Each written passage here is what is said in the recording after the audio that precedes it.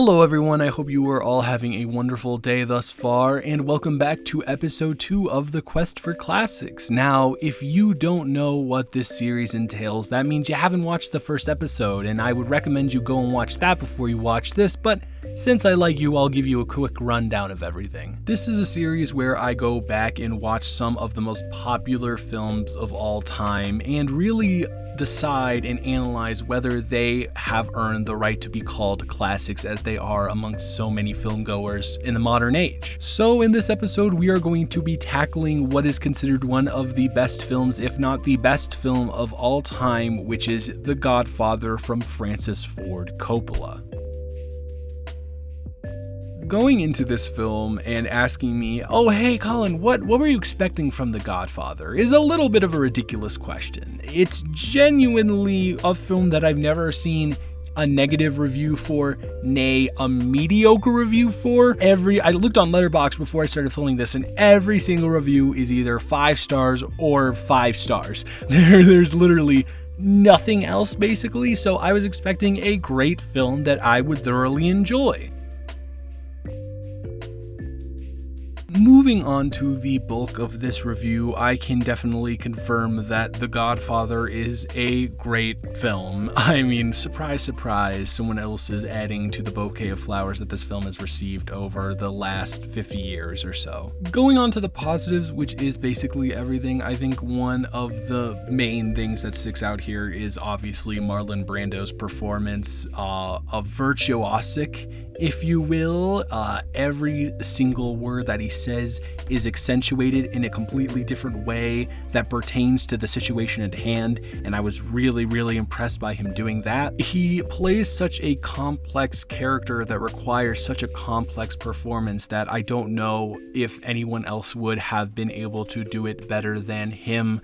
Analyzing the dichotomy of doing good for your family and doing bad for the entire world is such an interesting scale to weigh things on, and I think that the way he emotes in certain situations is just off the charts magnificent. Going on to all of the other performances, they are great as well. Al Pacino is magnificent here. I think his ability to transform from this guy who simply doesn't want to be involved in anything going on to someone who realizes that he needs to be involved in things that are going on and taking on the responsibility of an entire family of people is quite the sight to see. I'd also like to say that I loved Diane Keaton's performance in this, and for someone who has only seen her in rom-coms from the 2000s, the 90s, and the 2010s, I was incredibly impressed by her performance in this film.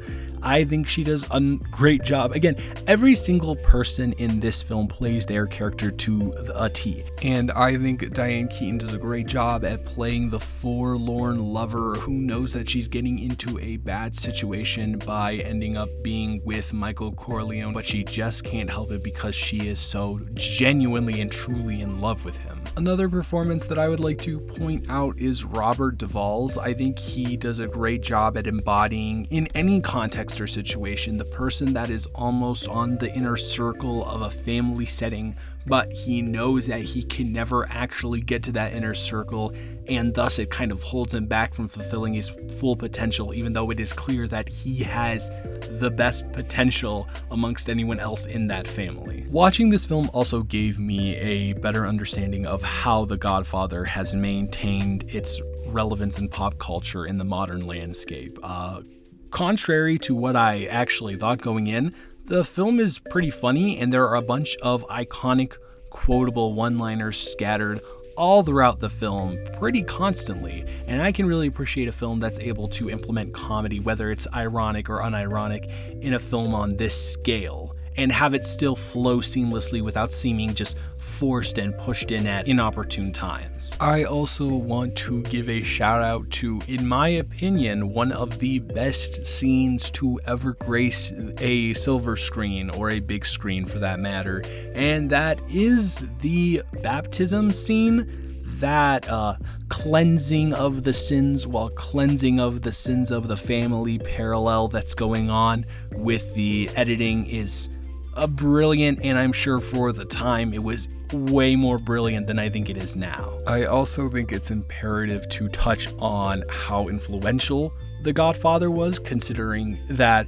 now I can see that every single other mafia film that I've seen in my life has in some way or one way or another taken direct influence from this film. It spawned a whole bunch of copycats and a whole bunch of people who expanded on the formula that this provided, and without it, I don't think we would have other great films of this generation that we're in right now. So I have to give it props for being the OG of all OGs. Now, contrary to all of the heaps of praise that I have been shoving onto The Godfather, I actually do not believe that this is a perfect film, as there is, for a 3-hour film, if you're going to make a film 3 hours, you need to have absolutely zero dead space. There needs to be something happening or dialogue happening or something to be catching your eye at every single moment that you're watching. And frankly, I do think there are certain shots that simply go on for too long, maybe like 10 or 15 seconds, and that could have just been cut out because it's not adding anything to the film. And yes, I am aware that at certain spots of dead space, there's a lot of foreshadowing going on, and that's why the dead space is there, in order to let the audience see that and let it marinate in their head. But to be honest with you, there are a lot of other spots of dead space that do not serve that purpose whatsoever. Honestly, I do want this review to be longer, but looking over everything that I've said, is there really anything else to say that hasn't been said a million times before and isn't just public knowledge? My opinion is out there. I think it's a great film, and I don't really think there's anything else to say, so I'm just gonna leave it at that. Now, for the question of whether this is a classic or not, that's a little bit of a more nuanced conversation because, I have seen a bunch of good films, but would I consider them classics? Absolutely not. But of course this is a classic. It's a great film. I'd give it a 9 out of 10, and it obviously has withstood the test of time of being a great film. And honestly, even though there were some points where there were lulls and I got kind of bored with the film, I can't deny its technical mastery, and I can't deny the excellence of its acting, and I can't deny just how good of a film it is overall. So yeah, thank you for watching this episode of Quest for Classics. I'm sorry it's a little bit shorter than most of my videos because, Godfather is great. What else more is there really to say? Next episode, I don't exactly know what I'm doing. Maybe I'll do Jaws, maybe I'll do something else. Really, it's just up in the air at this point. I hope you have a wonderful rest of your day. Once again, thank you so much for taking your time out of your day for watching, and I will see you in the next one. Goodbye.